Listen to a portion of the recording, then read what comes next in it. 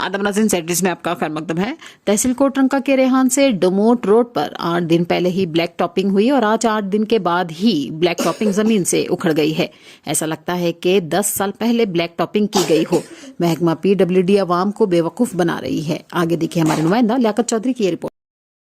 अस्सलाम वालेकुम व आदाब नाजरीन, आप जुड़ चुके हो जेड न्यूज़ उर्दू से और मैं हूँ आपका मेज़बान लियाकत चौधरी।